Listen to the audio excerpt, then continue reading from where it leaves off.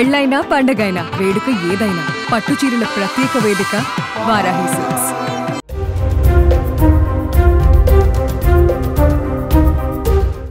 భర్తను షేవింగ్ చేసుకోమన్న భార్య, ఎట్టి పరిస్థితుల్లో చేసుకోనన్న భర్త. ఇది నచ్చక భర్త తమ్ముడితోనే వెళ్ళిపోయిన భార్య. ఇంత ఆసక్తిగా ఆశ్చర్యం కలిగిస్తున్నటువంటి ఈ వార్త ప్రస్తుతం వైరల్ అవుతుంది. ఉత్తరప్రదేశ్లో జరిగినటువంటి ఈ అంశం తాజాగా వెలుగులోకి వచ్చింది. తన భర్త గడ్డంతో ఉండడం ఆ మహిళకు అస్సలు నచ్చలేదు.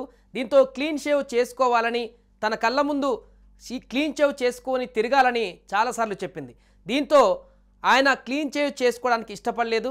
కళ్ళ ముందే తిరుగుతున్నటువంటి మరిది కలిసి క్లీన్ షేవ్తో ఉన్నటువంటి తన మరిదితో కలిసి ఆమె ప్రస్తుతం ఇంట్లో నుంచి పరారైంది. మేరట్లోని లిసాడి గేట్ ప్రాంతంలో ఈ ఘటన జరిగింది.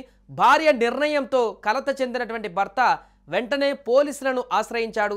మౌలానా షకీర్ అర్షీ అనే యువతితో 6 నెలల కిందట అతనికి పెళ్లి జరిగింది. 12వ తరగతి వరకు చదువుకున్నటువంటి ఆమె ప్రస్తుతం కళాశాల చదువు కొనసాగిస్తుంది. తొలి రాత్రే భర్త గడ్డం పైన అర్షీ అభ్యంతరం తెలిపింది. గడ్డం తీసేది లేదంటూ అతడు షకీర్ కూడా తేల్చి చెప్పేశాడు.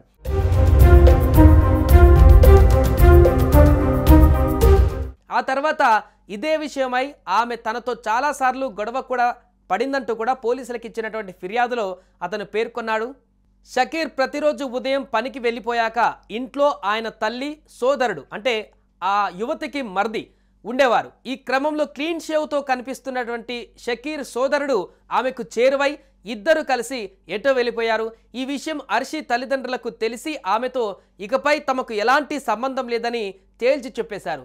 షకీర్ ఫిర్యాదుతో ఇద్దరు వ్యక్తులు తప్పిపోయినట్లుగా కేసు నమోదు చేసి దర్యాప్తు చేస్తున్నట్లు మేరట్ సిటీ ఎస్పీ ఆయుష్ విక్రమ్ సింగ్ మీడియాకు తెలిపారు. ఇలా వరుసగా వచ్చినటువంటి ఇలాంటి సంఘటనలు ప్రస్తుతం వైరల్గా మారుతున్నాయి. మొన్న కట్టుకునేటువంటి భార్య తల్లితో లేచిపోయినటువంటి ఒక భర్త, అదేవిధంగా మామతో లేచిపోయినటువంటి కాబోయే పెళ్లికూతురు, ఇలా రకరకాలైనటువంటి వార్తలు వింటున్నటువంటి సందర్భంలో తాజాగా ఉత్తరప్రదేశ్ నుంచి మరో ఆసక్తికరమైనటువంటి ఆశ్చర్యాన్ని కలిగించేటువంటి వార్త. భర్త షేవింగ్ చేసుకోలేదనేటువంటి రీజన్ తోటి తన మరిదితో లేచిపోయినటువంటి ఘటన ఇప్పుడు సోషల్ మీడియాలో వైరల్గా మారింది.